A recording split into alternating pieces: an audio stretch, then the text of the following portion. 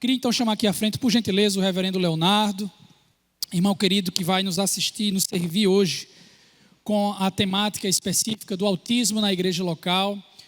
O reverendo vem de São Paulo, vem de lugar longe, aqui nos servindo com muita alegria. Quero dizer que o irmão seja bem-vindo em nosso meio, sinta acolhido, é uma alegria nossa recebê-lo e que Deus possa abençoá-lo no tempo que estaremos aqui. Amém? Amém? Vamos orar, gente? Pai querido e amado, nós te louvamos, ó Deus, pelo privilégio que nós temos agora. Pedimos que em nome de Jesus tu auxilies o reverendo Leonardo para que ele possa, ó Deus, nos ensinar, trazer as considerações importantes para nós, a partir da tua palavra, para que assim a gente possa te servir melhor. É a nossa oração, em nome de Jesus. Amém. Amém. Amém. Obrigado, meu irmão. Boa noite, meus irmãos, a graça e a paz do nosso Deus. Amém? Eu quero começar me apresentando brevemente, porque quem sou eu e por que eu venho falar sobre esse tema, né? Eu sou pastor há quase 18 anos e também sou psicólogo. Eu trabalhei grande parte desse tempo de ministério com a obra missionária. Inclusive aqui no Nordeste, em alguns lugares no sertão, o nosso trabalho tinha uma ênfase em evangelização e ação social. E nesse processo da ação social e dos lugares onde a gente visitou, sempre havia pessoas com algum tipo de transtorno intelectual, transtorno mental. E era muito curioso porque essa pessoa ela era ao mesmo tempo excluída socialmente, mas o bode expiatório do lugar. O que acontecia de errado tinha a ver com o fulano, né? E essa pessoa normalmente ela se associava conosco, com o grupo, e ela passava o tempo com a gente, e toda vez que a gente estava indo embora, a sensação era de deixar alguém para trás, porque a gente sabia que essa pessoa não mais seria assistida da mesma forma que a gente tinha procurado fazer naqueles poucos dias. Somado a isso, a minha família também tem uma série de pessoas que tiveram e têm algum tipo de questão dessa natureza. Mas mais fortemente isso veio para mim com o meu filho, que agora tem 8 anos. Quando o Benício nasceu, a médica que acompanhava a minha filha, a Laura, que é a mais velha, ela logo no início, bem no início mesmo, antes dos 6 meses, ela indicou que ele pudesse ter alguma coisa, porque os marcos de desenvolvimento não estavam acontecendo como esperado. Como ela era uma médica experiente e conhecia a família, isso facilitou. Ela já sabia como que funcionava a nossa casa. Imediatamente a gente começou a fazer o que era possível. Com 6 meses a gente não faz diagnóstico nenhum, mas a gente começou intervenções, estímulos e tudo mais. E ali por volta de 1 ano e pouquinho, o Benício então tem a sua primeira avaliação e confirmando então um autismo, né? O Benício veio falar só com 5 anos, mais ou menos. E agora no final do ano passado, ele que era um autista de nível 2 de suporte, foi para um autismo agora de nível 1 de suporte. Se você não sabe o que é, daqui a pouco eu explico o que isso significa. Mas a grande questão é que no processo de avaliar o Benício, a gente tem, se você já fez uma avaliação, sabe como que é, tem muitas entrevistas. E os pais estão ali sendo entrevistados a respeito da criança. E em uma dessas a minha esposa falou para o profissional que nos avaliava, que tinha sido meu professor na faculdade. Ela virou e falou assim: olha, isso que você está perguntando sobre o Benício, você tinha que perguntar sobre o Leonardo, porque ele faz tudo isso que você está perguntando a respeito do Benício. Naturalmente eu fiquei bravo com ela, mas não expressei. E quando acabou aquela sessão, a gente foi saindo da sala, ele deixou que a Raíssa, que é a minha esposa, saísse e me segurou. e falou: olha, eu realmente acho que você precisava fazer uma avaliação. Aí eu fiquei bravo com ele, né? Falei: como assim? Você vem me falar uma coisa dessa? Nessa altura, né, da vida? Você me conhece? Ele falou: exatamente por isso. Eu te conheço e é por isso mesmo que eu acho que você deveria mesmo fazer uma avaliação. O resultado disso é que antes do Benício ter sido avaliado e diagnosticado, eu fui. Então, eu sou uma pessoa com autismo. E aí você fala: mas como assim? Você não tem cara de autismo. E aí eu poderia fazer várias expressões aqui para mostrar, né, a cara de um autista, mas é isso. O autismo, ele não tem cara. Então, por mais difícil que é para a gente compreender determinadas coisas, nós temos sim essa condição. E eu, em teoria, tenho a mesma condição, é claro que o nível de comprometimento não é o mesmo, de alguém que é não verbal, por exemplo. E vocês vão ver hoje que eu vou ter dificuldade para parar de falar aqui. Mas é assim, pelo menos, que nós entendemos, ou que tem sido compreendido essa questão até hoje. Então, eu, depois desse processo de diagnóstico, somado a toda essa história ministerial, eu tenho então me dedicado a isso, a trabalhar essas duas questões. Como eu tenho essa dupla formação, então eu fui me especializando e fazendo cada vez mais essa estrutura, né? Hoje eu moro em Barueri, que é uma cidade ali da Grande São Paulo, e eu sou pastor na Igreja Presbiteriana de Alphaville, que é a IP Alfa, que alguns devem conhecer por causa da música, né?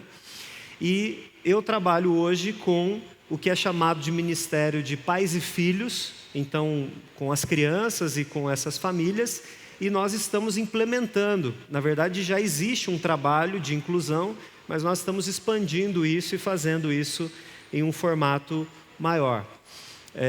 Eu também sou professor da Secretaria do Trabalho da Infância, da IPB, dentro dessa área, então eu ofereço uma oficina e treinamentos para as igrejas dentro dessa área, né? Foi aí que eu conheci a Tassiane, irmã querida, e o Sandro também eu conheci a partir disso, né? Eu comecei então a fazer algumas elaborações. O pastor de vocês, o Lucas, a gente já trocou alguma ideia e a gente tem uma mesma percepção de algumas coisas. É muito difícil um material produzido em língua portuguesa, com uma base científica e que dê base teológica para que a gente trabalhe. Então a gente acaba tendo que produzir essas coisas e não tem muito isso ainda, né? Se Deus quiser, em breve nós teremos mais desse material. Então eu procurei fazer uma definição do que para mim é igreja acolhedora. Eu vou pedir para colocar essa definição, que eu acho que ajuda a gente a ter clareza sobre isso. Inclusive o texto bíblico que eu ia ler foi o texto bíblico que o pastor Lucas já leu aqui, né? Que é Romanos 15:7. O próximo, por favor. Para mim, igreja acolhedora é uma igreja, é uma comunidade que age intencionalmente para receber pessoas com deficiência e pessoas neuroatípicas, removendo barreiras na comunicação, acessibilidade e relacionamentos. O objetivo é criar um ambiente em que todas as pessoas, independentemente da sua condição, seja ela permanente ou temporária, possam crescer e amadurecer na fé em Jesus Cristo. As coisas que estão aqui são todas óbvias, mas o óbvio também precisa ser dito. Eu entendo que a igreja ter esse movimento de inclusão, de acolhimento, não é nada mais do que cumprir a missão, a obra missionária da igreja. Se você olhar as pesquisas que nós temos, ainda que muito rudimentar, você vai perceber que as famílias de crianças atípicas e outras pessoas com deficiência são uma minoria na igreja. Não chegam a 10% da nossa igreja. E isso me preocupa bastante, porque eu espero vir à igreja ainda idoso, Eu espero vir à igreja até o último dia da minha vida. E é natural que ao longo do tempo, algumas questões não funcionem como antes. Por exemplo, eu já nunca enxerguei muito bem. Então eu só enxergo até a quarta fileira aqui. Para lá eu já só vejo um borrado, né? A projeção lá em cima então, esquece. Eu sei que tem porque me falaram que tem, mas eu não enxergo. Só que a tendência é que se Deus me abençoar com longevidade, isso fique mais difícil. O joelho vai ficar mais difícil, a coluna vai ficar um pouco mais difícil, a minha capacidade motora vai ser um pouco lentificada. E se a gente não pensar nessa igreja do amanhã, é bem provável que hoje para você não faça diferença nenhuma. Degrau, rampa, luminosidade, volume, mas é possível que daqui a algum tempo isso tudo seja uma coisa que faz você ficar em casa e não poder participar da igreja. E aí o que mais me irrita é alguém que vira e fala assim, mas graças a Deus que hoje a gente tem o culto online, né? Então você pode ficar lá na tua casa e assistir o culto, como se isso fosse a mesma coisa, né, do que estar aqui com as pessoas.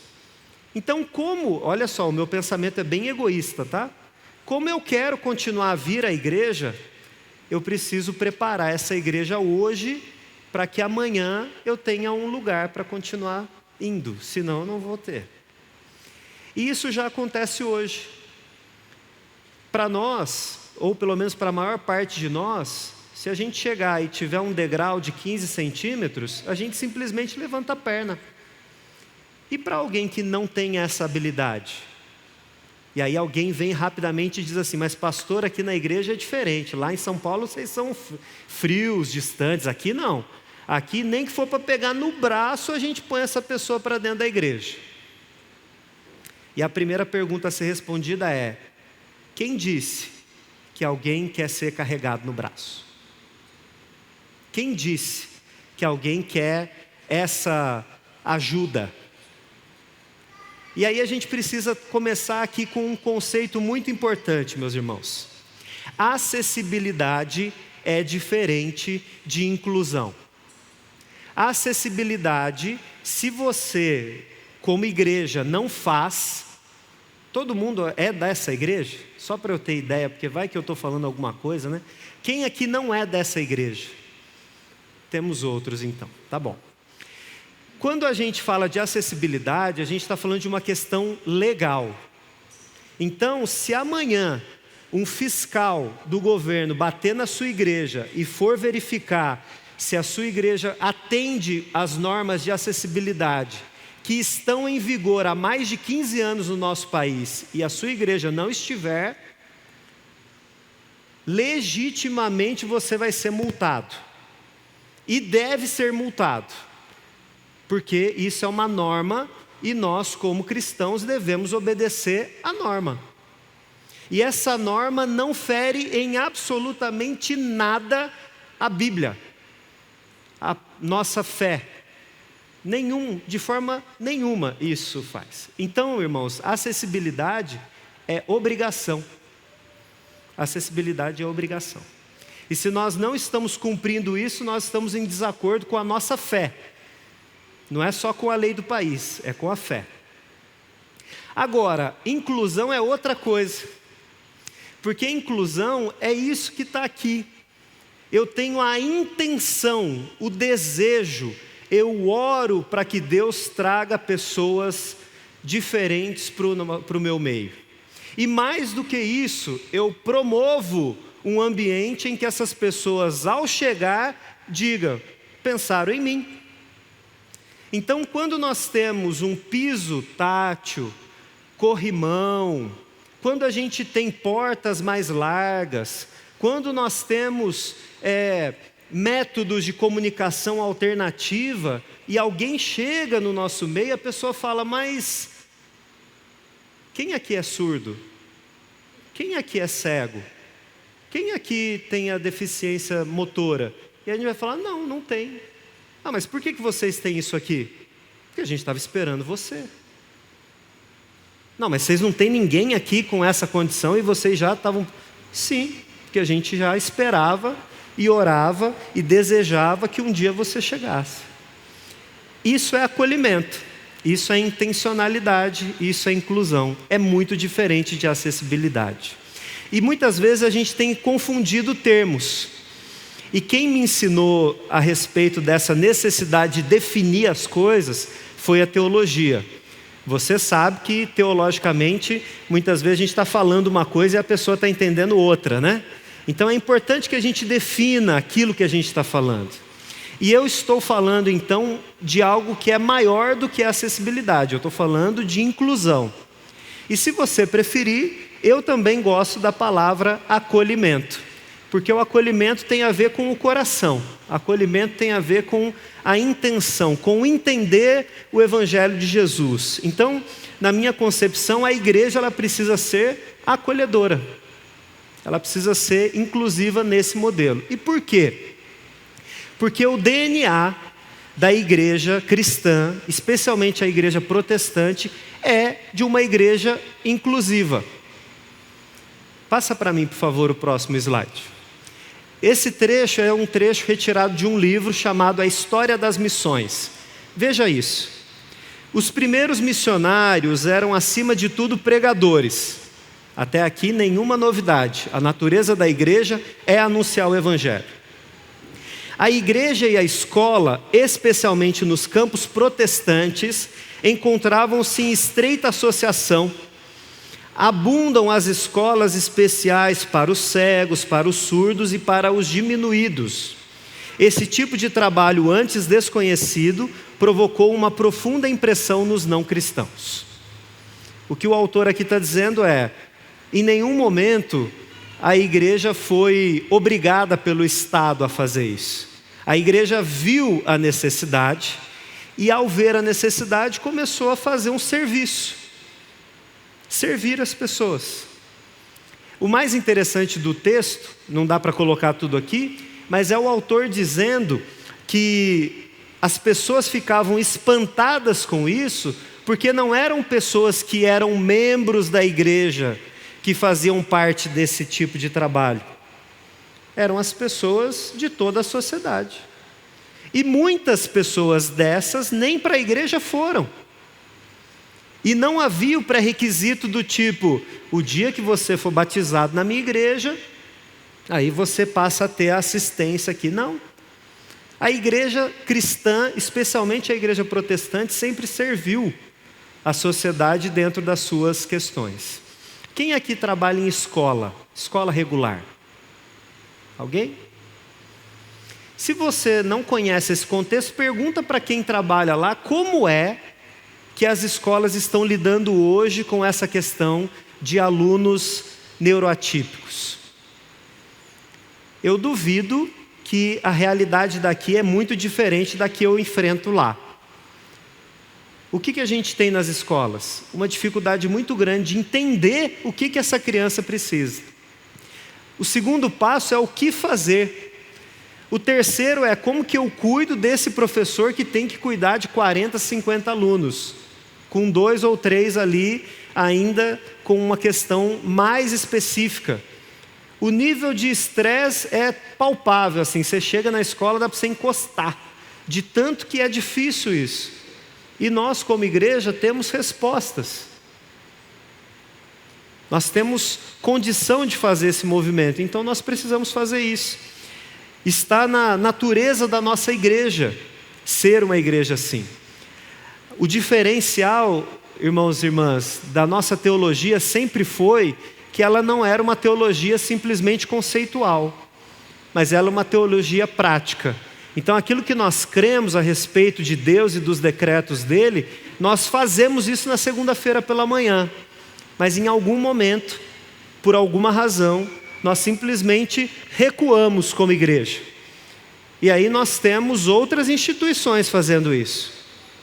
Espíritas fazem isso, entre outros. E a igreja que pode ter a voz, que é não apenas de cuidar dessa pessoa aqui, mas de instruí-la para o reino de Deus, aí a gente se cala E aí a gente muitas vezes diz, não, é muito difícil. É muito difícil. Uma questão que estava na definição de igreja acolhedora, que para mim é importante, é que o nosso papel como igreja não é simplesmente ter um cuidado com essas pessoas ou fingir um cuidado.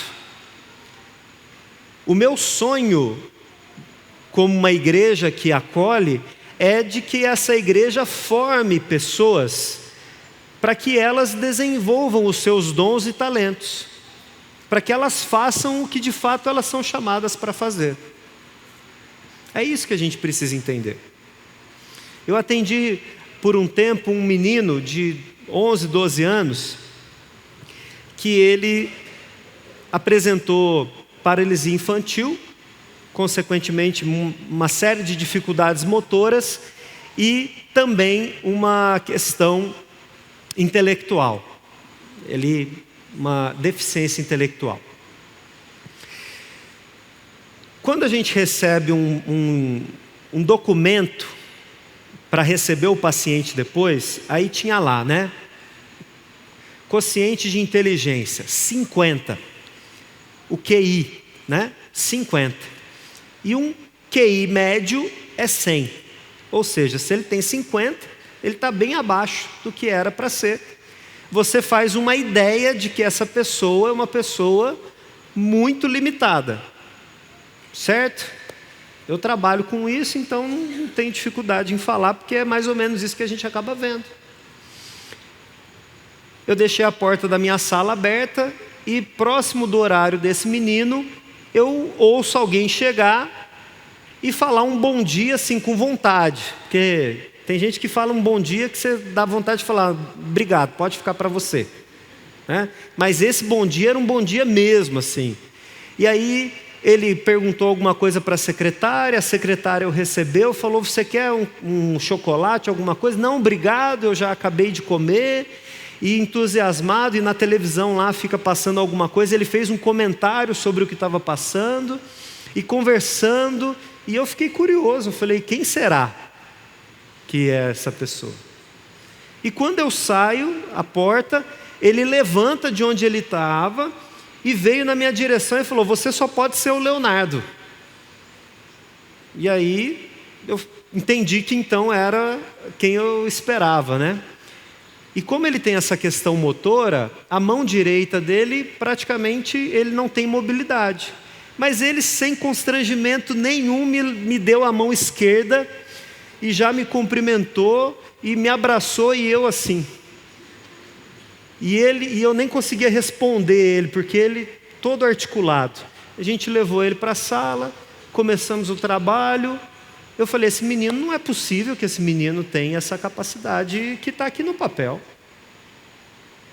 Eu duvidei do relatório e falei, eu vou fazer um meu. Ele está errado esse negócio. E de fato, a gente acabou vendo que ele tinha mesmo essa capacidade intelectual que o papel dizia. Mas a capacidade social desse menino é extraordinária. Extraordinária.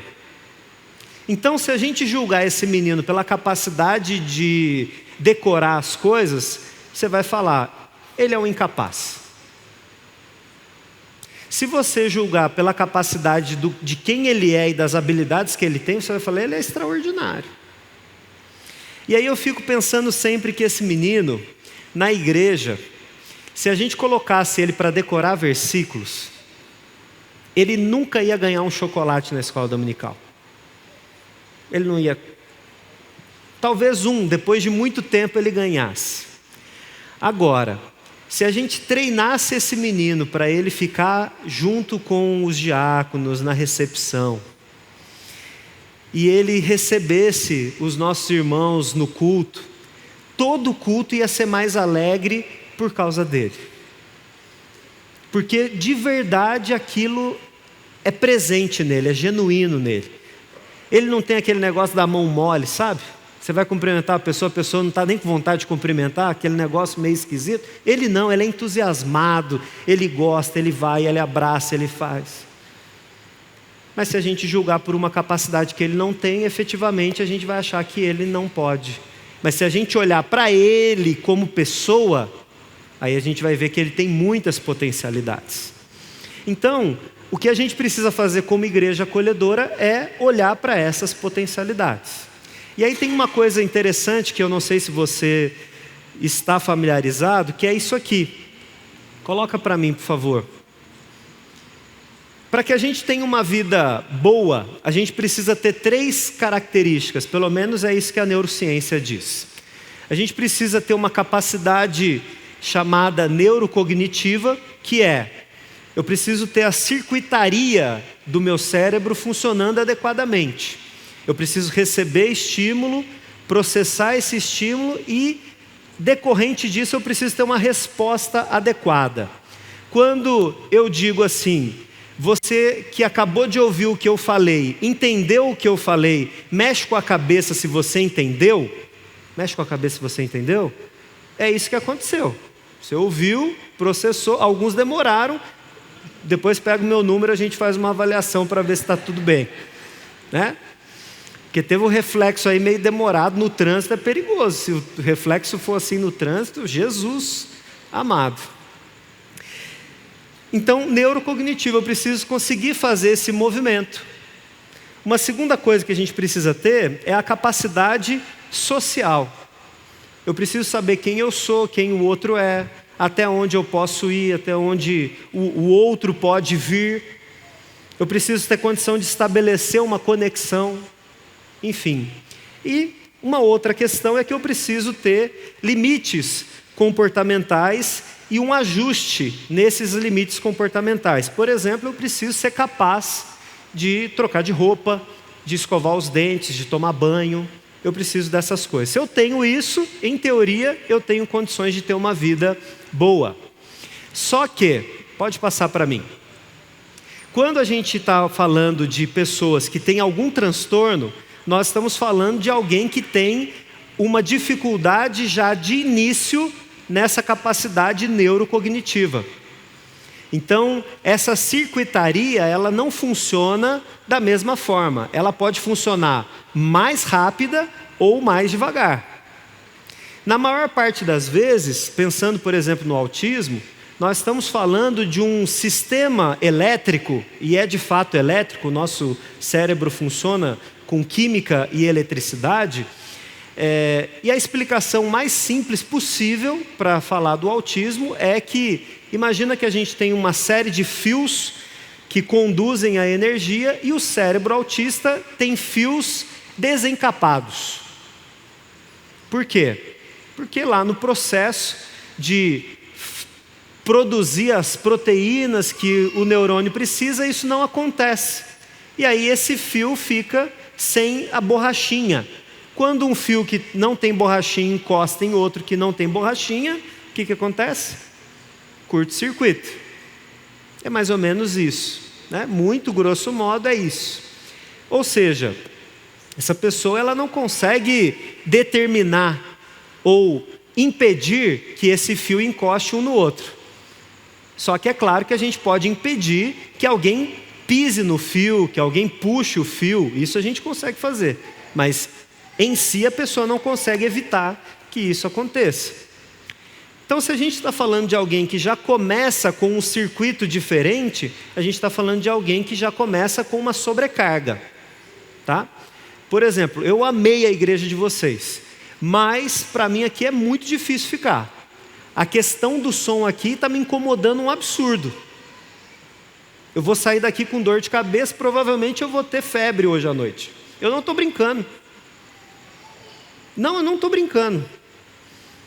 E não é um problema, porque a gente, adulto, entende os limites e sabe que uma coisa vai funcionar de um jeito ou de outro. Mas uma criança não tem essa noção que eu estou falando aqui.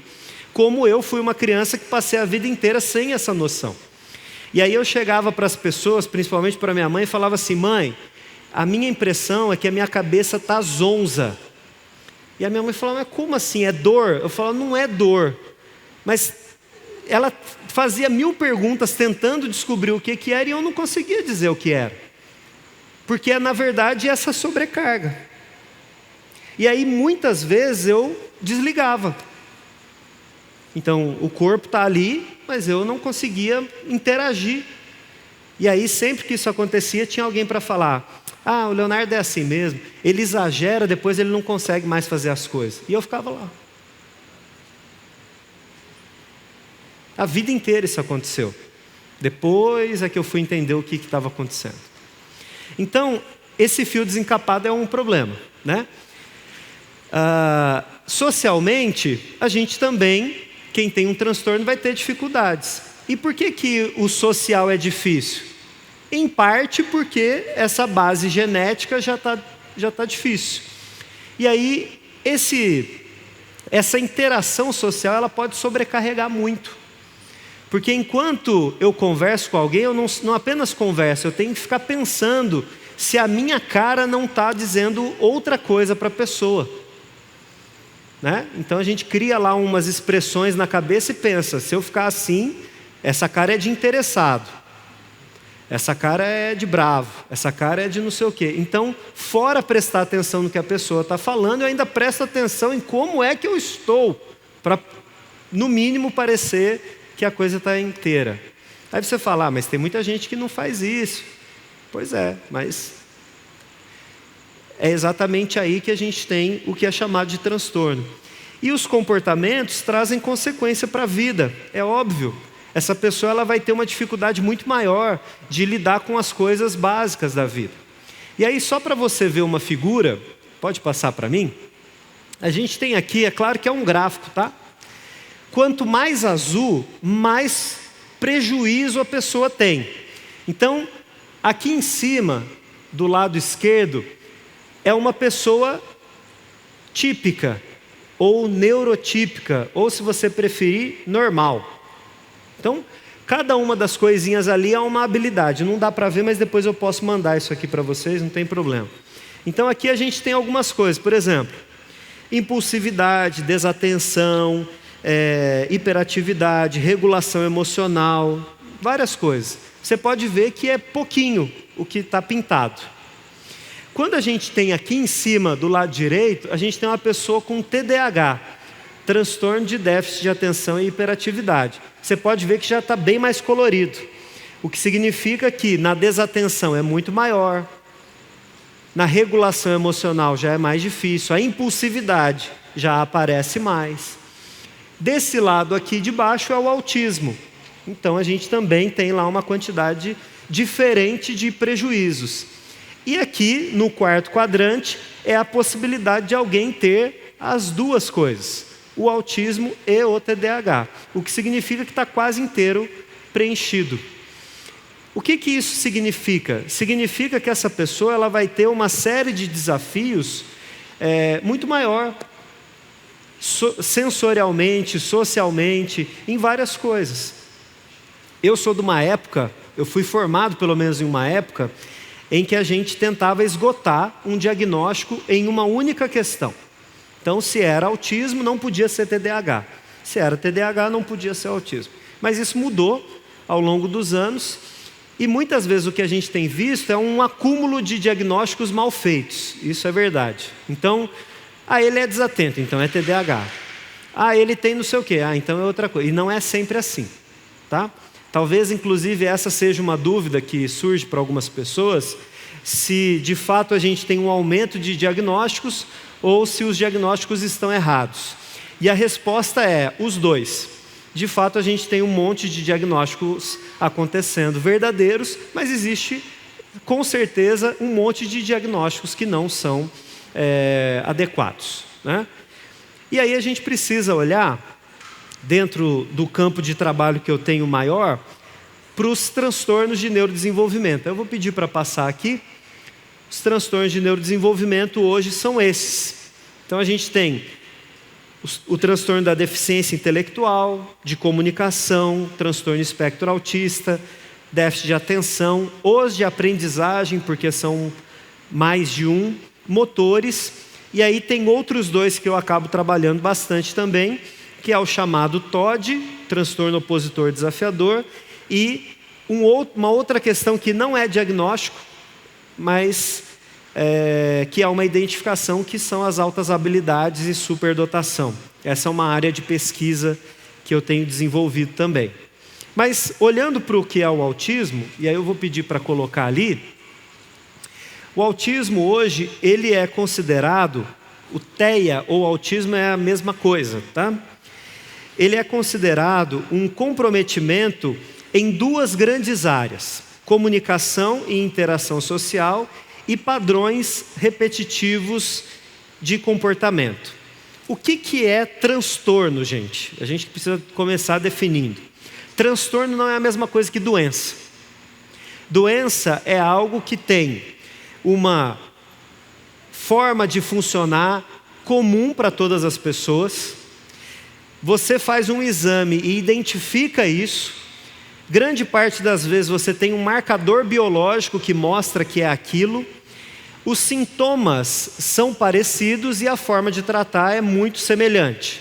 Então, se eu tenho dengue e você tem dengue, eu faço o mesmo exame que você e a mesma solução para mim é a que você tem. É claro que eu posso ter dengue e sofrer muito mais do que você. Vai ter a ver com o meu sistema imunológico, uma série de coisas, né? Mas mesmo assim, o tratamento para mim e para você vão ser os mesmos. Os medicamentos, se é que tem, vai acontecer da mesma forma. Quando a gente fala sobre uma síndrome, a gente está falando de algo que tem uma condição genética idêntica, que é identificado por um exame e que os sintomas e o curso dessa condição é muito parecido. O que é mais conhecido é a trissomia 21 ou síndrome de Down. Tanto que, se você reparar, pessoas que têm síndrome de Down, elas lembram umas às outras na fisionomia. Então, toda pessoa que tem síndrome de Down tem um par a mais ali, um cromossomo extra. Isso é para todo mundo. E o que é um transtorno? Transtorno não tem um marcador biológico, então não existe um exame de sangue para você saber, mas ele tem sintomas que são parecidos, ele tem um curso de funcionamento na vida que é parecido, mas ele não tem uma medicação. Tá, mas eu conheço uma pessoa que tem TDAH e ele toma uma medicação. Sim. Mas de todos os transtornos de neurodesenvolvimento, ou seja, a pessoa já nasce com eles, é só o TDAH. Ah, mas eu conheço um autista que toma remédio. Ele não toma remédio para o autismo. Não existe. Ele toma pela ansiedade, pela depressão, pelo comportamento disruptivo, mas não pelo autismo. Ah, eu tenho dislexia, mas você não toma remédio para dislexia. Não existe remédio para dislexia. Então, o transtorno é um transtorno. Transtorno é uma coisa difícil. Traz prejuízo, tem sintomas, mas a gente não tem muita definição. E aí vem um problema, porque existe uma corrida no mundo entre os países para ver quem vai ser o país que vai descobrir a cura, ou pelo menos um medicamento para o autismo. E aí vive acontecendo notícias que são prejudiciais, porque aí vem alguém e fala, descobrimos aqui agora que se você der esse negocinho aqui para o autista, ele deixa de ser autista. Aí a família vai lá, gasta o dinheiro que tem, tenta fazer isso e acaba não tendo resultado. Recentemente agora surgiu mais uma dessas, e aí todo mundo falando, não, agora isso aqui vai ser resolvido. Meses depois, os mesmos autores do artigo que disse que estava resolvendo, foram a público falando, na verdade a gente errou. Não é isso. Não é bem assim. Né? E isso cria expectativas e tudo mais. Né? Teve também o do Tilenol, né? Vocês devem ter ouvido falar, né? Que o problema era o Tilenol, e no final também não fica provado nenhuma dessas coisas. Mas o fim de tudo isso é a gente entender que o autismo, então, ele pode funcionar de uma forma muito diversa. E mesmo uma pessoa que tem e é lógico que vai ter ao longo da vida, ela pode ter fases mais ou menos comprometedoras, mais difíceis. A ideia de espectro também precisa ser destacada, e eu vou mostrar isso daqui a pouco, mas a gente precisa entender então que dentro desse prejuízo de comunicação, essa pessoa ela vai apresentar algumas características. Você pode olhar ali que dentro do critério que a gente chama de critério A, essa pessoa ela tem prejuízos na comunicação e na interação social. Se a gente estiver falando de um autista de nível de suporte 1, que é o meu caso, essa pessoa provavelmente ela é verbal. Então ela fala e ela consegue compreender. Dificilmente a gente vai ter alguém que não tenha fala que é diagnosticado com o nível de suporte 1. Eu nunca vi e muito difícil isso acontecer, a não ser que fosse uma outra condição motora que levasse a pessoa a não verbalizar. Bom, essa pessoa ela tem dificuldade nessa reciprocidade social. Se a gente está falando de um autista de nível 1, ele tem dificuldade de entender nuances sociais. Ele é mais lento para perceber aquilo que está acontecendo socialmente. Então vamos pensar em um adolescente ou jovem que é um autista nessa condição. Talvez se uma jovem estiver paquerando ele, estiver querendo alguma coisa com ele, ele não vai entender. E aí todo mundo vai falar, mas você não é minha amiga. Ou então não vai entender nada daquilo. Dificuldade com sarcasmo, com piadas, com algumas coisas. E muitas vezes essa pessoa ela é tida por tímida. Timidez não é diagnóstico, gente. Timidez é característica. Ela também pode ser introspectiva. Uma pessoa mais voltada para... Isso também não é diagnóstico. Tá? Então, qual que é a diferença da característica aqui? Essa pessoa ela não tem habilidade social. É diferente de ser tímido. O tímido sabe o que fazer. Ele não faz por outra razão.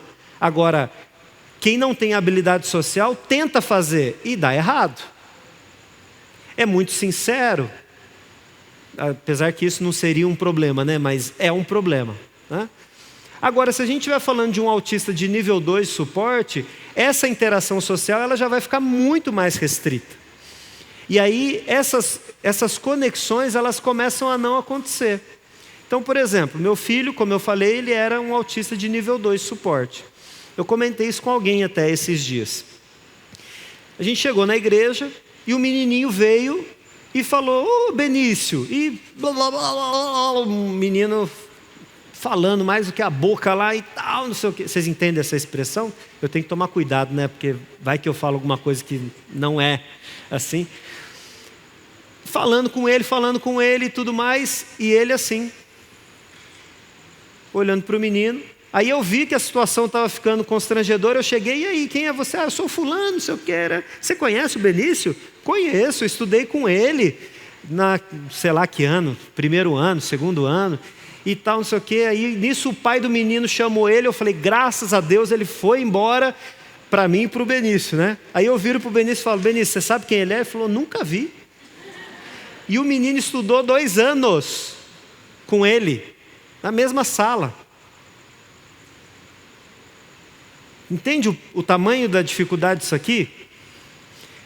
A sala, aí você pode pensar, mas numa sala de 50 alunos ele não ia... Não, a sala tinha 12. Ou seja, quanto de interação ele teve com esse menino? 0. Ah, mas isso é um problema? Hoje não é. Para o Benício, hoje, não ter essa interação social não é um problema. Mas na adolescência vai ser. No momento em que ele quiser fazer parte de um grupo, ele simplesmente não tem recurso para fazer parte desse grupo.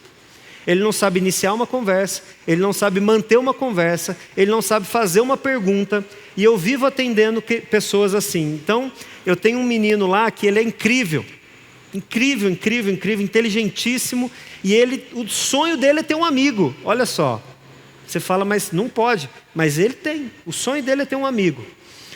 E aí ele vira para mim e fala assim, eu tive uma ideia. Eu falei, ótimo, o que você vai fazer? Ele falou, vou fazer um clube de leitura na minha escola. Eu já achei que era uma ideia um pouco arrojada, né? Meninos de... Ele tem 14 anos, né? Um clube de leitura. Falei, leitura assim de livro? Ele falou, Falei, você não pensa em alguma coisa de videogame? Você não pensa em alguma coisa? Não. Aí ele foi lá e propôs o clube de leitura. Que livro que ele quis colocar? Ai, meu Deus do céu.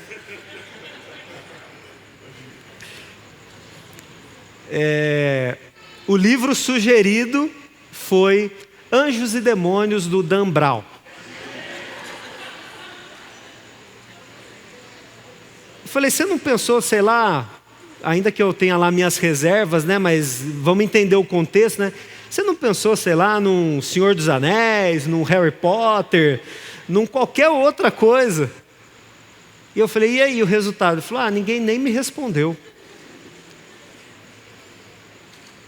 Aí é que é a questão. Passou a infância sem nenhuma dificuldade, porque não tem problema na interação. Quando chega na adolescência que tem a necessidade disso, aí não consegue fazer. Aí tem lá uma apaixonite, né? 14 anos, está apaixonado e já fez até o inventário do final da vida, porque ele já fez o planejamento da vida inteira com a menina, mas não consegue falar oi. E se a menina olha para ele, ele fica olhando para ela. E aí a menina agora já está achando que ele é um psicopata, porque ele fica lá encarando ela e ele não consegue sair disso. Então é isso aqui, ainda que eu estou falando em tom de brincadeira, que é esse tipo de prejuízo. E se a gente estiver falando de um autista com o nível de suporte 3, aí essa pessoa ela é mais para dentro ainda. Inclusive a ideia da palavra autismo é essa. É alguém que é virado para si mesmo, não é alguém que é para fora, é alguém que é para dentro. E aí muitas vezes essa pessoa está lá no mundo dela. Uma outra coisa que acontece dentro disso aqui é que se você falar com a pessoa dentro do interesse dela, ela vai funcionar. É igual hoje aqui. O pastor Lucas falou que a gente vai ter uma palestra de 45 minutos. Isso já foi há 45 minutos atrás, né? E eu vou parar daqui 45 minutos. Só que se acabou aqui, a gente senta ali para conversar alguma coisa, você vai falar, o que aconteceu com ele? Lá ele estava conversando, tal, agora aqui ele não responde, ele é meio esquisito. É isso. No meu campo de interesse a gente pode passar a noite. Depois disso a gente não vai conversar. E aí a gente muitas vezes tem que treinar isso nessa pessoa, só que dependendo do nível de suporte isso não acontece. O interessante é que na igreja a gente acaba tendo muita gente interessada em teologia. Só que, como aconteceu comigo, por exemplo, né, eu estou lá com 13 anos, na igreja, tinha acabado de ir para a igreja com 10, descobri a teologia, comecei a ler, e eu queria conversar com os meninos da UPA, lá da União dos Adolescentes Presbiterianos, sobre a Confissão de Fé de Westminster. Ninguém queria conversar comigo. Eu não conseguia entender por que eles não queriam, afinal de contas todo mundo era da igreja, por que eles não queriam falar sobre isso? Né? Inclusive a pergunta 12 é maravilhosa para a gente discutir, mas ninguém queria discutir, ninguém nem sabia que tinha a Confissão de Fé de Westminster. Então, esse tipo de coisa acontece, só que é claro que dentro do espectro isso pode ser muito pior, muito mais difícil de fazer. Então não é uma questão de timidez. E essa confusão precisa ser dissolvida. Ele é tímido, então ele deve ser autista. Não. O tímido, ele sabe o que ele tem que fazer. O autista, ele não tem repertório para aquilo. Então, se for somar o tempo do seminário, faz 20 anos que eu faço isso aqui. Em 20 anos você aprende a fazer alguma coisa. Você vem, prega, fala e tudo, mas saiu desse contexto que foi criado, acabou. Acabou. Então, é essa a questão. É a habilidade social, não é necessariamente uma timidez. Tá? Uma segunda parte do autismo tem a ver com os padrões repetitivos de comportamento. Então, por que o autista precisa, ou pelo menos quando a gente vê uma criança, ele está lá enfileirando as coisas? Nem todo autista faz isso, tá? Ele enfileirou as coisas, por isso que ele é autista. Não. Tem gente que faz isso porque é organizado mesmo. Mas por que o autista precisa disso? Porque isso ajuda na desordem interna. Então a gente já tem um cérebro funcionando aqui a 1000 por hora. A desorganização, ela traz um incômodo ainda maior. Por exemplo, estou muito incomodado porque cada um está sentado num lugar. Se vocês sentassem todos aqui na fileira da frente, ia ser uma maravilha para mim, porque eu não ia, assim... Pode ficar aí, eu estou controlado. Minha terapia está em dia, está tudo bem. Vocês podem ficar, não precisa mudar. Mas se vocês quiserem mudar, tudo bem. Mas essas coisas não... né? Então, o autista ele tem uma ordem interna. Não necessariamente essa ordem é colocar as coisas um atrás do outro. É um jeito de organizar, porque isso facilita essa estrutura. Então, esses padrões, eles podem ser tanto em termos de rotina, acorda num horário, faz aquilo de uma determinada forma, como esse outro aspecto de repetição. E aí tem uma terceira coisa nisso tudo, que envolve movimentos repetitivos, que normalmente nas crianças a gente vê isso mais aflorado, mas que todo autista tem, numa medida maior ou menor tem. O meu pai era muito bravo, e aí eu tinha várias dessas, e eu cansei de tomar tapa na boca, coisa assim, por causa disso. Não tenho raiva do meu pai, está tudo certo, não tem nada disso. Mas é uma coisa que incomoda o outro. E muitas vezes hoje na clínica eu recebo os pais e eles falam assim: a gente queria tratar o fulano, tal, não sei o quê. E se tiver jeito, era bom que ele parasse de fazer esse negócio com a mão, porque... Por que ele faz esse movimento repetitivo? Isso é uma forma de se organizar. Então, quando esse movimento ele não é um movimento que fere a criança, ele necessariamente não precisa ser tirado. Agora, socialmente, ele é incômodo. E muitas vezes os pais eles chegam a falar isso. A gente não vai mais em restaurante porque quando ele está lá, ele faz uma coisa ou outra, a gente fica envergonhado. Na clínica, a gente pode trabalhar esse comportamento e lidar de uma forma diferente. Mas o que é o pior? O pior é que, e isso não tem a ver com o nível de suporte, tá? É mais comum você ver uma criança com nível de suporte leve se machucando do que uma outra criança. As que têm o suporte mais elevado também podem fazer isso. Porque essa questão de se machucar acaba sendo um estímulo sensorial. E aí tem uma coisa muito curiosa. A gente tem autistas que têm pavor de toque, porque ele é hipersensível nessa questão do toque. E tem outro autista que ele vai viver querendo sentar no seu colo, por exemplo, ou te abraçar. Porque aí a questão sensorial dele, e talvez uma pessoa da terapia ocupacional pudesse explicar isso com mais riqueza, ela precisa de um toque mais profundo para sentir. Por isso que é uma criança que não para quieta, ela corre muito, ela abraça, ela esbarra nas coisas, porque ela precisa ter esse estímulo. E aí como que a gente lida com essas duas coisas na igreja? Porque vai ser uma criança que vai ficar correndo, uma criança que vai ficar abraçando, né? E hoje no mundo que a gente vive, você já entendeu que isso precisa ser resolvido logo, porque uma criança que abraça qualquer pessoa, ela pode estar em risco muito sério. Muito sério. Então, é um processo que é de segurança para essa criança, né? Inclusive na igreja. Infelizmente, mas inclusive na igreja a gente precisa cuidar disso. Uma coisa que eu gosto de comentar é o seguinte: eu nunca recebi um adulto que fosse autista, que fosse me procurar por uma questão, por exemplo, da comunicação. Eu queria ter mais amigos, por isso eu estou aqui. Eu nunca recebi. Tudo bem que é só a minha experiência, né? É limitada, então. Agora, todos os que eu recebi foram porque existe uma questão de ou hipersensibilidade. Então, assim, sendo muito claro com vocês, meus irmãos, a igreja é tudo o que um autista não precisa. Porque tudo que acontece na igreja é ruim para o autista.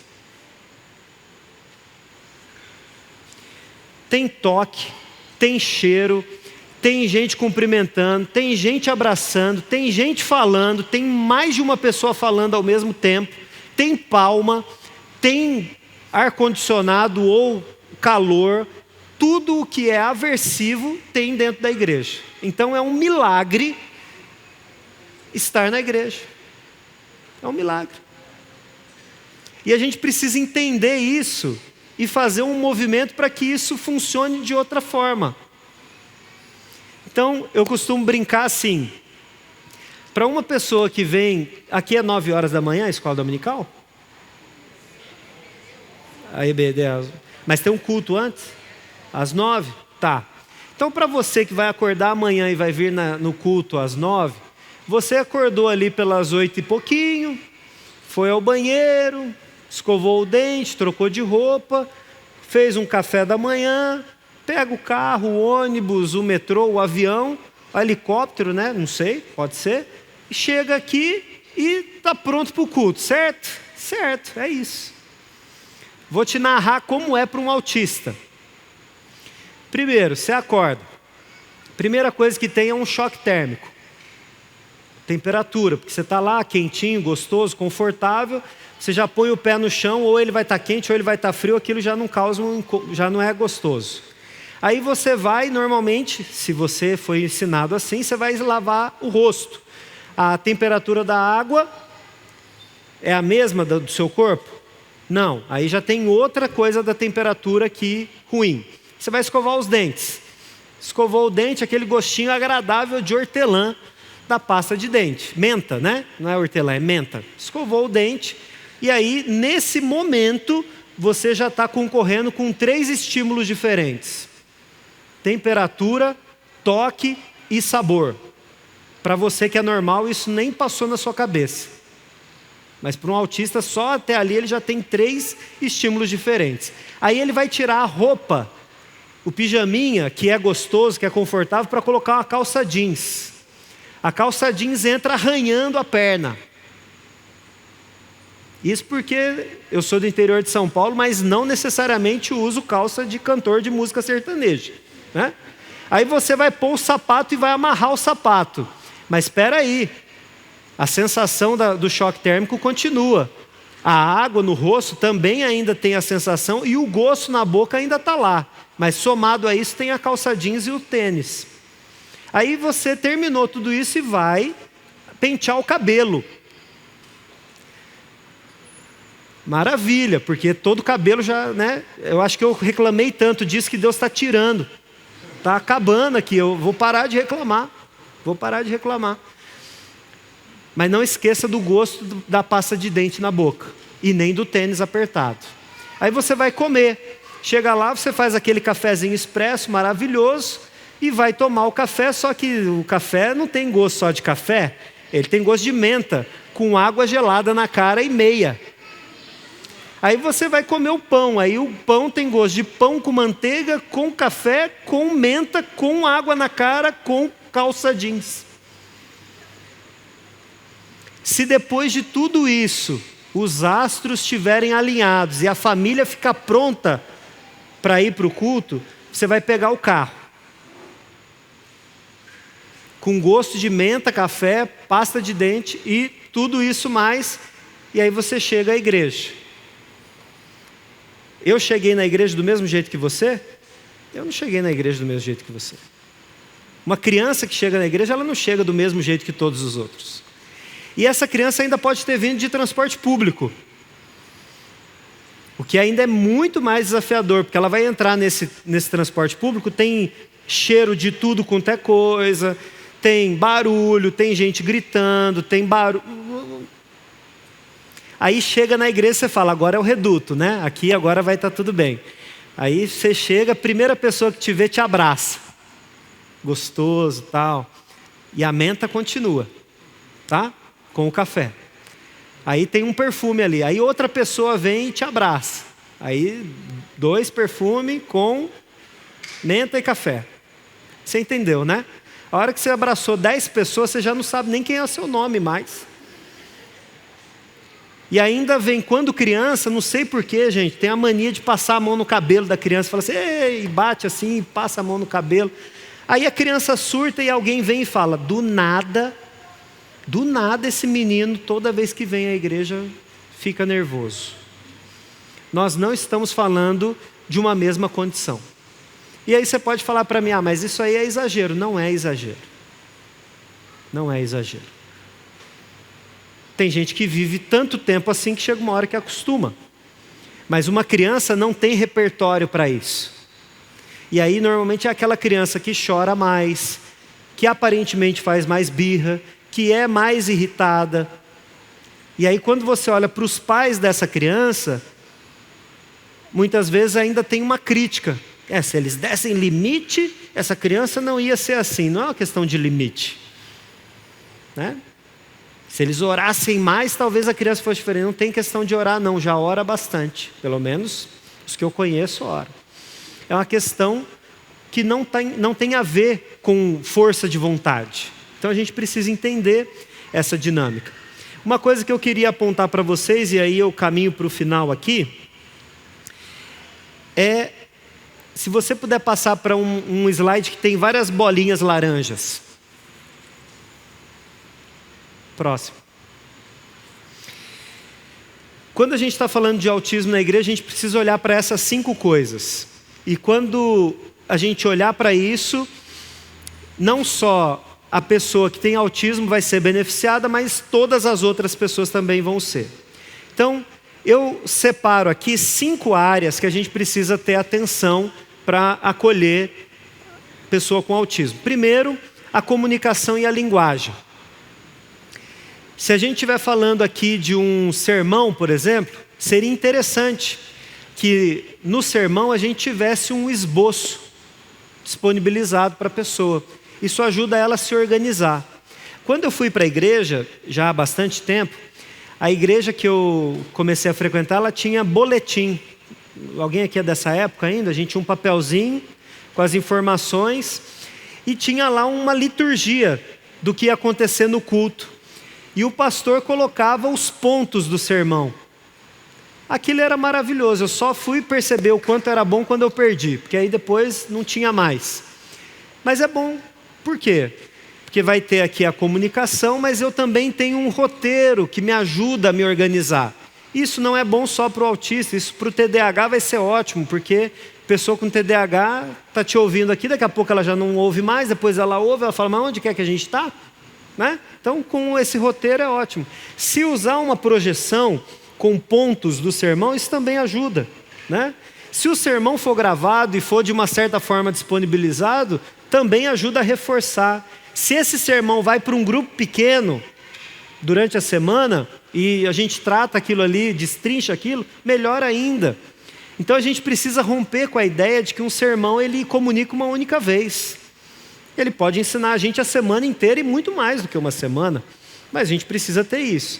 E se eu sou professor de criança, como que eu faço?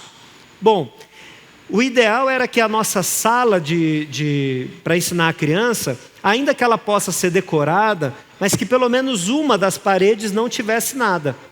E o professor vai ficar de costas para essa parede que não tem nada, porque isso diminui os estímulos que estão ali. Porque assim, a cabeça da criança autista com TDAH, eu estou lembrando das salas que eu participei, né?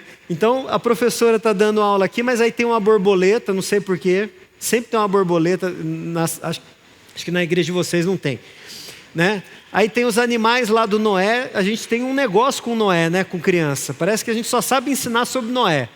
Aí tem uns negócios lá e a pessoa está aqui e a criança, a que tem TDAH também, ela está ali e em determinado momento ela te pergunta por que a borboleta estava junto com o leão na cova de Moisés. Aí você fala, mas o que foi que aconteceu? Mas é isso, é um monte de estímulo. Eu já não sei mais o que está acontecendo. Então, se a gente tem uma parede branca onde o professor fica de costas, isso ajuda no foco. Mas mais do que isso, se eu quero dar uma aula e eu vou gastar 10 minutos ensinando essa criança, o ideal era que eu fracionasse esse ensino em pelo menos 3 momentos. Então, eu conto uma parte da história, faço isso de uma forma visual. Eu contei, agora eu vou fazer isso de uma forma visual. Aí, lanço mão aqui de um recurso muito tecnológico, que se chama flanelógrafo. Quem conhece isso aqui? Sabe o que é isso? Por que o flanelógrafo? Porque você vai contando a história e vai montando isso visualmente. Aí eu conto mais 2 minutos de história e mudo isso visualmente. Mas por que a gente faz isso? Porque você precisa agregar estímulos diferentes para ensinar uma criança. Especialmente se essa criança tem uma deficiência intelectual. E como a criança tem dificuldade de comunicação, se você faz isso visualmente, verbalmente, com uma música e ainda uma atividade que tem a ver com a história, porque às vezes a atividade não tem nada a ver com a história, né? Você congrega esse ensino e aí você tem mais chance de conseguir que essa criança aprenda. Agora, se eu simplesmente for lá e falar 10 minutos seguidos, eu duvido que os adultos aprendam. A gente tem estudos aí que mostram que a capacidade de atenção em 20 anos passou de, quase 20 minutos para menos de 5. E o estudo está errado, porque 5 minutos a gente já não tem atenção também. Né? Se tem lá o Reels que dura 15 segundos e a gente não consegue nem terminar de ver o negócio que dura 15 segundos, que dirá 10 minutos de aula. Ah, mas essa geração está perdida. Não é um problema das crianças. Os adultos estão vivendo a mesma coisa. Então a gente precisa olhar para isso. Uma outra coisa que a gente precisa conseguir fazer, meus irmãos, é promover dentro do nosso ambiente da igreja a interação social. E aí você pode falar, mas a igreja já funciona assim, está tudo bem. Não funciona. A gente precisa ser intencional em que as crianças tenham boas interações, e especialmente os adolescentes. Existem estudos, não só do Brasil, porque no Brasil quase a gente não tem, mas estudos de fora, dizendo que muitas igrejas conseguem fazer um bom trabalho da criança, ainda quando criança, chega na adolescência, ela vai embora da igreja. Porque essa transição as pessoas não conseguem fazer. Eu tenho contato com diversas igrejas no Brasil e todo mundo tem passado por isso. E passa por quê? Primeiro, porque é uma fase desafiadora. A adolescência por si só já é uma fase desafiadora. Mas se a gente equipa essas crianças e a estrutura de lá para cá, a gente diminui esses efeitos. Então é importante que a gente não só fale, não, mas vai chegar uma hora que eles interagem, que eles não vai acontecer. A gente precisa promover esse tipo de coisa. Ah, mas o meu filho não tem nada, então eu não me importo. Importa sim. Importa porque ele então pode ser um caminho para que outras crianças não fiquem soltas nesse sentido, né? Perdidas. Isso aqui é muito precioso para mim, porque a minha família foi para a igreja quando eu tinha uns 10 anos. Eu detestava a igreja. Tudo que era da igreja eu detestava. E aí eu ficava numa praça. A igreja ficava perto de uma praça, eu ficava na praça. Aí aconteceu que um dia os meninos que eram da igreja foram para a praça e queriam interagir comigo, e eu fiz de tudo para eles não gostarem de mim, conscientemente, de tudo. Mas eles insistiram até que a gente começou a ter alguma interação. Esse momento da minha vida foi um momento assim, que dos 9 anos em diante, a gente tinha mudado para uma rua sem saída. E até então eu não tinha amigos. Quando a gente mudou para essa rua sem saída, pela primeira vez um menino me chamou para jogar bola na rua. Aí eu fui. E aquele negócio de ter um grupo, foi um negócio na minha cabeça tão importante, que eu simplesmente parei tudo que tinha na vida. Eu não estudava mais, eu não conseguia fazer mais nada. Para mim, o importante era o grupo. E no grupo, a gente tinha uma camiseta, a gente tinha um time de futebol. Eu nunca joguei nada, mas mesmo assim eles deixavam eu fazer parte do time. Aquilo era uma coisa assim extraordinária. Só que o que aconteceu? Esses meninos, eles eram mais ou menos da minha idade. Só que eles tinham irmãos mais velhos. E os irmãos mais velhos não era um bairro muito bom. Esses irmãos mais velhos, eles já estavam misturados ali, envolvidos com o tráfico de droga. Então, em determinado momento, se eu estou lá jogando bola, daqui a pouco eu estou lá numa rodinha onde está todo mundo fumando, alguém mexendo com outras coisas. E a percepção é o quê? É o meu grupo. Se é o meu grupo, eu faço o que eles fazem. Graças a Deus eu nunca fiz. Uma vez porque meu pai chegou, outra vez porque eu falei, eu vou apanhar, outra vez porque sempre foi Deus que me livrou. Mas eu ainda estava envolvido com esse grupo quando a gente foi para a igreja. E eu olhava para os meninos da igreja e falava, mas eu não quero fazer parte desse grupo, eu quero fazer parte do outro grupo. Só que Deus foi tão gracioso que a gente teve que mudar de casa e de uma hora para outra só tem as pessoas da igreja. Então, eu costumo dizer uma coisa que teologicamente pode não estar certa, mas Deus ele me salvou primeiro socialmente, para depois me salvar como pessoa, num sentido teológico. Primeiro ele me salvou tirando de um grupo que me fazia mal, para depois eu entender o evangelho. Então, para mim foi fundamental que isso tivesse acontecido. E isso é o que acontece em muitos lugares. Quando a gente está falando dessa dificuldade de pertencer, não tenha dúvidas que tem muitos outros grupos que não a igreja, que estão absolutamente abertos e dispostos a dizer para a pessoa, você pode vir do jeito que você quiser. A gente te aceita do jeito que for. E isso é péssimo, porque já existe uma crise de identidade. Já existe uma falta de pertencimento. E aí a pessoa chega num lugar onde os outros dizem, você pode fazer o que você quiser. Então a gente como igreja precisa olhar para essa questão da interação social e fazer um esforço para isso. E uma terceira coisa que eu quero apontar aqui sobre isso, é que às vezes a gente tem muito medo de que essa criança, adolescente, ele tenha uma dificuldade de controlar os impulsos. Ah, mas e se ficar violento? E se morder alguém? E se fizer alguma coisa? Irmãos, mesmo as pessoas mais qualificadas que eu conheço, que eu já tive aula, nomes assim muito expressivos no cenário até mundial, até eles falam, não tem como você cuidar de alguém com autismo ou com uma outra condição e não ter um episódio de uma situação que foge ao controle. Por mais organizado que você seja, por mais estruturado que as coisas sejam, ainda assim pode acontecer uma coisa que escapa.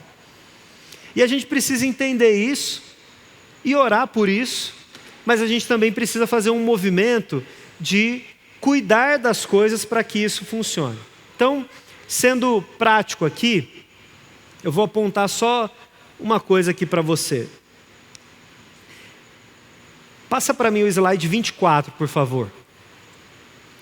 O que a igreja precisa fazer para que a gente tenha alguma estrutura nesse sentido? Primeiro, nós precisamos conscientizar a igreja. A gente precisa trazer esse assunto de uma forma que quando a gente fala fulano é autista, a gente não diminua o tom de voz, porque eu tenho a impressão que é isso. A gente vai falar, fulano é autista. Primeiro que ele é o fulano, né? Ele é o Leonardo, ele não é autismo. Não existe autismo. O autismo não anda na rua, anda uma pessoa. Então ele é o fulano, que tem as coisas que são boas e as coisas que não são, do mesmo jeito que todos os outros. Então a gente precisa como igreja, mesmo que você nunca tenha lidado com alguém com uma condição assim, você precisa entender o que é. E precisa entender que não é por vontade, é uma condição. Isso precisa ficar claro. Outra coisa que a gente precisa fazer é conhecer esses que a gente recebe. Então, depois eu mando para vocês, a gente está preparando isso numa forma de aula. A gente tem uma entrevista para fazer, pensando nas crianças, mas aí depois a gente vai fazendo isso com outros. Então é uma entrevista. Eu preciso conhecer essa criança, eu preciso saber o que é que funciona para ela, o que não funciona para ela. E assim, você pode falar, mas não tem assim um método de 3 passos para conhecer todo autista? O método de 3 passos é esse aqui. Essa pessoa ela vai ter dificuldade na interação social, vai ter dificuldade com padrões, ela precisa dos padrões para se sentir bem, e ela tem dificuldade com regulação sensorial. Esse é o 3 passos. Agora, o que isso significa para mim, para o João, para o Pedro, para a Maria, é uma coisa absolutamente diferente. Então a gente precisa se envolver com essa pessoa. Mais do que isso, a gente precisa se envolver com a família dessa pessoa. Mais de 80% das pessoas que têm autismo ou outra questão, irmãos, estão na fase, na linha ou da pobreza ou muito perto dela. O que isso significa é que, assim, a maior parte dessas pessoas come o que tem, não o que é necessário. E neste caso, comer o que tem pode ser uma coisa muito difícil para essa pessoa. Eu vou falar uma coisa aqui, já falei tantas, né? Vou ter que falar outra, né? A maior parte das dificuldades que a gente tem na escola e na clínica com criança autista é porque essa criança não consegue ir ao banheiro. Ou ela tem um intestino preso ou ela tem um intestino solto. Você já teve dificuldade com o intestino, assim, ficar com alguns dias sem ir no banheiro? Você fica alegre? Você fica assim radiante? Bom dia! Faz 4 dias que eu não vou ao banheiro. Tudo funciona normal? Nada funciona. E aí, se você tem isso com uma criança que não consegue verbalizar, piora. Só que sabe qual é o problema na maior parte dos autistas? Ele nem consegue entender que aquilo é o intestino que dói. Né? Médico é uma beleza, sofre demais, porque chega lá e fala, está doendo aqui. Mais ou menos nessa região. Pode ser tudo. Então, entre entender o que está acontecendo com como resolver isso é muito difícil. E aí, se você pega uma criança que só come bolacha, come um monte de coisa, como que isso funciona? A resposta é simples, não funciona. E a questão não é falar assim, mas essa família é negligente, ela tinha que dar fruta, ela tinha que fazer não sei o quê. Muitas vezes essa família não tem o que fazer para isso. Não tem condição de fazer um exame no menino e descobrir que o menino tem intolerância à lactose. Ou alguma outra coisa. Então, é um trabalho, irmãos, que a gente vai envolver que a gente vai envolver as pessoas todas. A gente vai cuidar dessa família. Não existe a possibilidade da gente, como igreja, querer ser uma igreja acolhedora para autista e não considerar essa família como um todo. Qual que é o benefício disso? Um autista, então, nunca vem sozinho. Junto com ele vai vir 5, 6, 7 pessoas. Né? Se você for bem egoísta, quiser que a igreja cresça rápido, está aí uma metodologia. É só ter uns 5, 6 autistas na igreja, que a igreja faz assim, uma hora para outra. Mas a gente tem que cuidar. E aí, esse cuidar é um processo de visitar, de aconselhar, de discipular. Esse casamento é um casamento que tem muitas dificuldades. Né? E aí tem outras coisas para a gente falar sobre isso. O terceiro ponto, para a gente não se estender mais, é capacitar. Então não adianta a gente fazer uma propaganda que a igreja está recebendo pessoas assim e não qualificar os nossos professores, os diáconos, os oficiais da igreja, para a gente conseguir lidar com essas questões todas.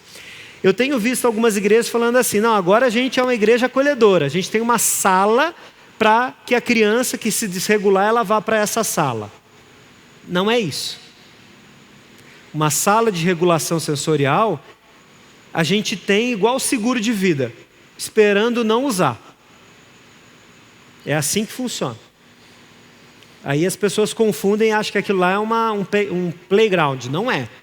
A sala de regulação sensorial, quando a coisa deu errado aqui, a gente leva ela para lá e descobre o que aconteceu para isso não continuar ocorrendo. Mas a gente precisa capacitar as pessoas. E o concretizar é o que eu falei, que é um sonho, né? Que seria a gente conseguir treinar essas pessoas, discipular essas pessoas ao ponto de que elas se tornassem cooperadores conosco. Cooperadores. Né? Então, vai ser um diácono, vai ser um presbítero, vai ser um pastor, por que não? Vai ser um professor de escola dominical. As habilidades estão ali, a não ser que você tenha uma base bíblica para dizer que Deus escolheu as pessoas, mas os autistas ele escolheu para ficar no banco. Esse daí não precisa servir, ele está autorizado a ficar só recebendo as coisas. Se não tem base bíblica para isso, se Deus salvou, ele salvou e chamou para fazer alguma coisa. E aí a igreja é que precisa ter a capacidade de treinar essas pessoas para isso. A gente nunca vai treinar essas pessoas se a gente continuar ignorando que elas existem e não promovendo esse ambiente para que elas se aproximem e sejam cuidadas. Para a gente terminar aqui, o slide 26, por favor. Ele tem uma frase de uma missionária inglesa, e ela fala assim: para incluir crianças e adultos com deficiência, precisamos ampliar a nossa compreensão de ser humano e revelar o amor de Deus de forma genuína e sem exceções. Caso contrário, a sua exclusão pode ser um sinal triste de que a igreja não está seguindo os autênticos passos de Jesus. Para mim, isso aqui é um alerta para todas as igrejas. Se a gente exclui as pessoas, nós estamos indo na contramão do que Jesus fez. Jesus nunca ficou ocupado demais para receber alguém, para atender alguém que se aproximava dele e falava: não, agora eu não posso mais, agora você volta amanhã. A gente não vê o evangelho fazendo isso, né? Jesus fazendo isso. Então a gente precisa olhar para isso. Queria ainda terminar aqui colocando um convite para você, que é seguir lá o Cristão Autista. Essa é uma rede, é um perfil que eu criei há alguns anos e eu tenho procurado compartilhar algumas instruções ali, alguns direcionamentos, e lá muita coisa disso que eu falei aqui brevemente, está sendo expandido. Então, se você quiser e puder, vai junto com a gente lá nisso também. Estourei o tempo, respondo aquilo que for possível daqui a pouco. Pastor?